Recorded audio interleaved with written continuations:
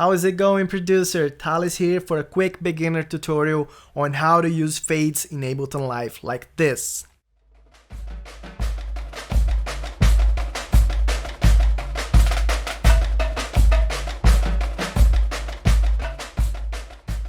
You can use fade-ins to introduce sounds smoothly, whether it's a single audio sample or a loop, and you do it by starting out in complete silence and slowly increasing the volume. And you can do the opposite with fade-outs to smoothly get rid of elements in your song. It's a pretty simple concept, but sometimes people create fades, then they can't find them anymore, they can't view it. It can become a bit of a problem, but I'll show you where to find them. By the way, you can take that concept and apply to MIDI too. Like if you're using a VST instrument instead of an audio sample, then you can use gain automation, and we'll talk about that later. Are you ready? Alright, come in. This is how you create fades in Ableton Live. Just pick your audio sample or loop and drag these little squares on the corners of the clip. To the right if it's a fade in you want to create, and to the left if it's a fade out. And the more you drag it, the smoother it gets. Listen to how this section sounds without the fades.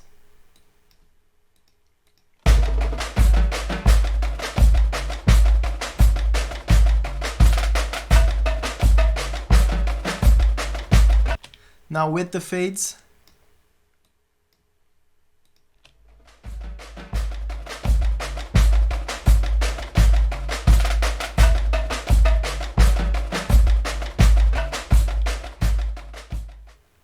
By the way, it's possible to design the shape of the slope by dragging this square in the middle of the fade line.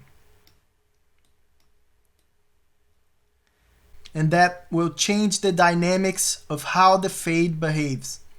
You can make it fade faster or slower. And you can tell visually by looking at the waveform that gets smaller when you apply more fade.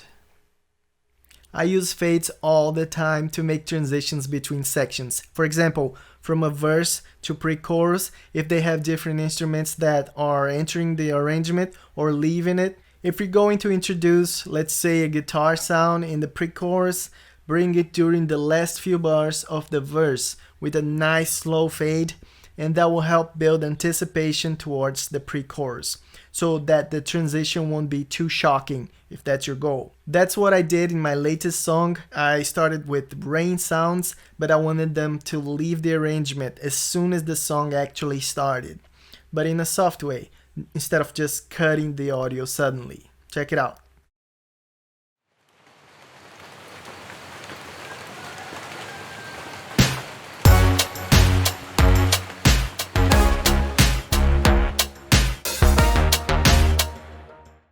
You can also make crossfades between two different audio clips, which can result in some interesting textures.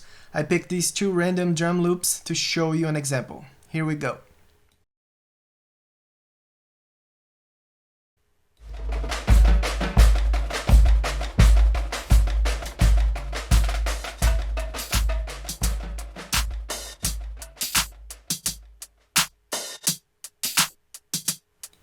Now, if all of a sudden you can't edit your fades anymore, they're gone, you can't find those tiny squares, it's because you are on automation mode, which means you can draw automation lines on your effects and plugins parameters, like this one. When you're in automation mode, you cannot edit your faders. To do that, you have to turn it off by clicking this button on the top right. But if you want to create faders on MIDI tracks instead of audio tracks, the regular fades won't be available. And there's different ways of achieving the same result, but my favorite one is to insert a utility effect. Then design a gain automation curve that looks like a fade, and it does a similar job. You can actually select a couple bars, then right click and pick one of these shape presets.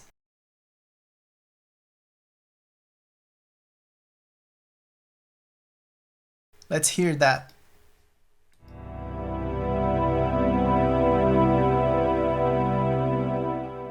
That's how you deal with fades in Ableton Live. There are many possibilities here, So much cool stuff you can come up with now that you know how to do it.